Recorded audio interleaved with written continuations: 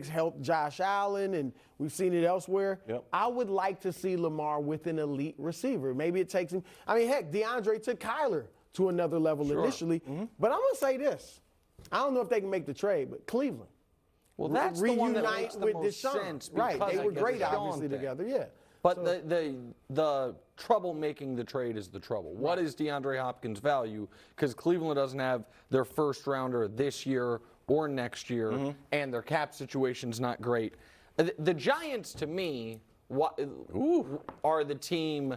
We talk about trying to help a young quarterback. For sure. The Giants going the other way with Daniel Jones has less wide receivers than anyone in the league, other than the guy that's going to win league MVP and makes it work. I mean, they don't have it. No, I mean, the Chiefs are literally starting a guy who wasn't good enough to play for the Giants, Kadarius Stoney. I don't know if you've heard of him. That's what happened. He wasn't good enough to play for the Giants, and the Chiefs are like, we got no receivers. They got some receivers. Sorry, they do have some receivers. It's just what happened. Guys, I just know it's what happened. Sorry. But more importantly, the Giants make a ton of sense. I'm with surprised. Daniel, so you like him with Daniel Jones? Yeah. Well, I'm talking Jones about had a a decent team. year. I'm talking about the teams that should go after him. Yep. Because I don't think, and this is what I want to get your take on, Greg. I think DeAndre Hopkins is, if the last 10 years of the NFL were an all-decade, I think he'd be on the all-decade team as receiver. I think he's a great player. I'm a little nervous about him. Why? 31, 1,200 yards, 11 touchdowns combined the last 2 years. That was 1 year for him previously.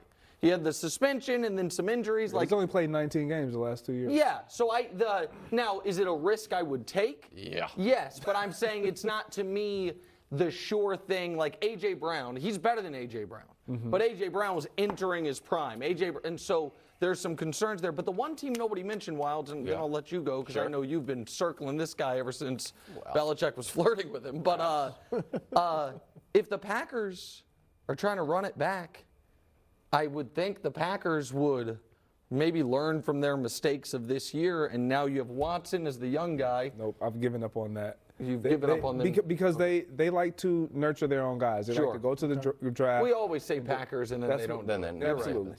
Well, I've got a little treat for you. Oh. Yeah. So I tweeted this out yesterday. It's from December 12th.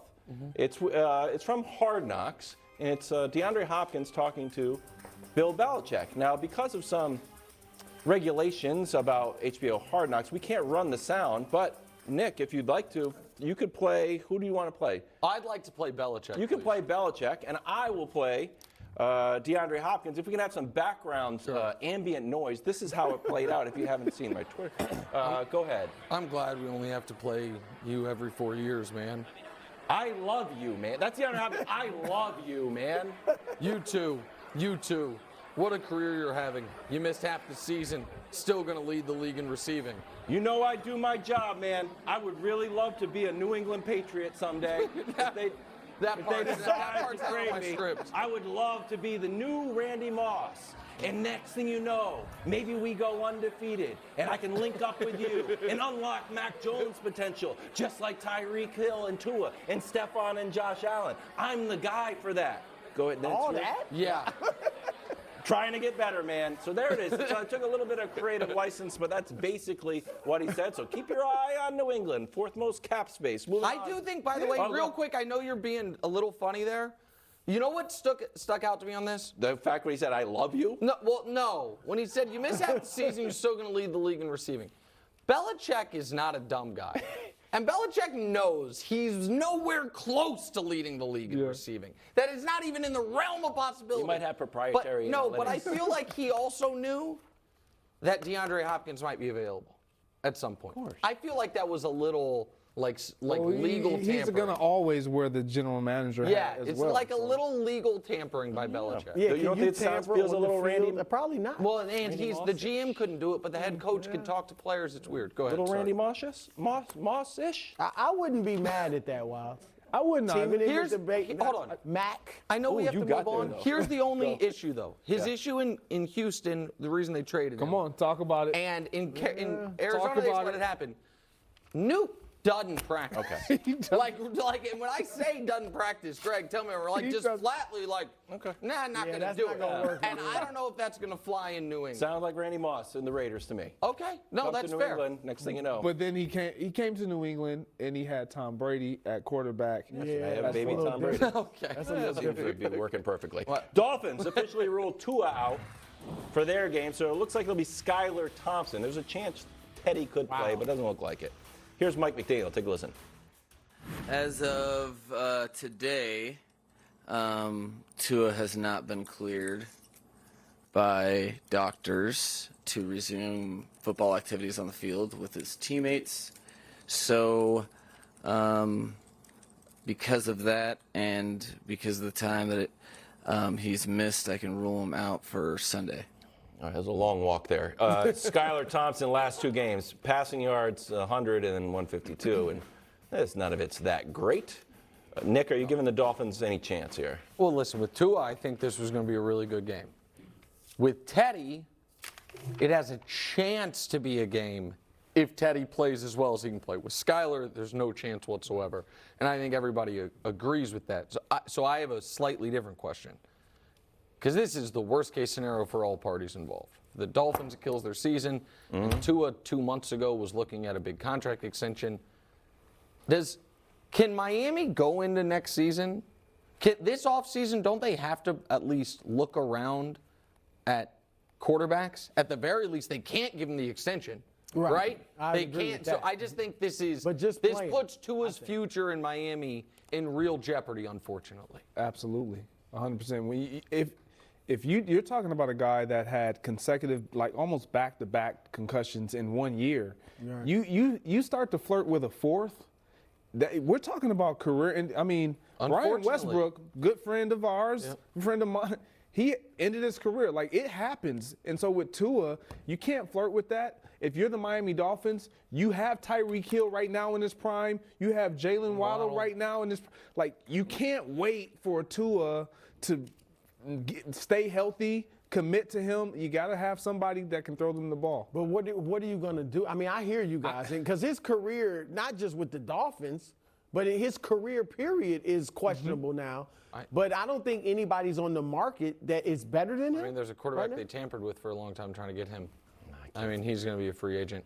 That would be shocking. I'm just telling you, Miami, I think it's all on the board for Miami. I think they pick up his option, but I think it went from overwhelmingly likely he gets a big contract extension to now, unfortunately, close to 0% he gets a big contract extension. Your identity has been Lamar Jackson offensively when you talk about until the Baltimore November Ravens. when he's not there. No, him not being here, this is the first time I feel like Lamar Jackson is actually doing something for Lamar Jackson versus for the Baltimore Ravens. He has always been so loyal to a fault at times to where it's always been about the Ravens. It's how can I help them? How can I get on the field for them? How can I provide whatever they need me to do for them so I can secure who I am to them and the value that I bring?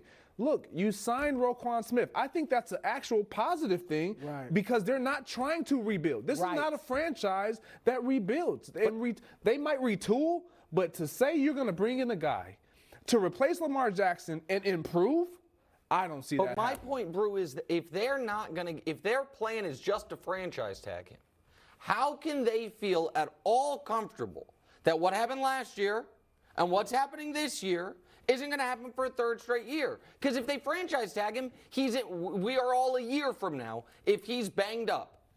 It's the exact same logic. It's, he has no guaranteed money. He has to protect himself. But look, first of all, we don't know if he's sitting out because he doesn't have the guaranteed contract and he really could play, or if the knee is really bothering him. The reports now from Rappaport and Trotter are that the knee is just not ready. Okay, so what I'm going to say is this. In 27 years as a franchise, he is their first elite quarterback. I know they've won Super Bowls with Dilfer and Flacco. He's the first elite. 30 years. You don't just give that up. And if they give him up, then they're starting over. They are rebuilding if they give him Not up. necessarily. And here's the thing. Why give him up when you don't have to? They don't have to give him a 5-year, $250 million guaranteed contract to keep him. They can just franchise him. And Lamar is a gamer. Just the same, which I didn't necessarily agree with. But he played at the beginning of this season because he's just like, I just want to play football.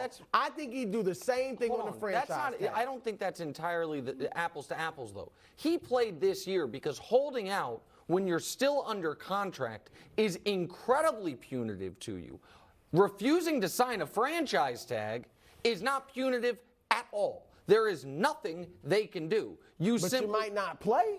Right, you might not play and you might end up going to hit free agency. But if you hold out, if he would have not shown up this year, his contract can toll. A lot of things can happen that are very different than not signing the franchise tag. Go ahead, Wild. Oh, no, my question was to Brew. When you talk